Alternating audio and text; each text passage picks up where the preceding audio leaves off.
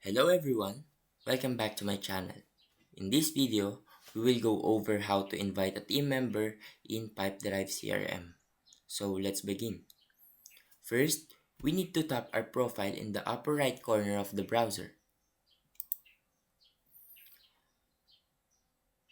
Look for company settings. From here, click on manage users. And what we can do from here is click add a user,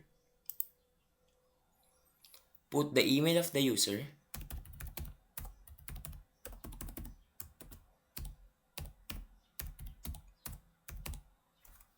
then click preview. And now we can add this user.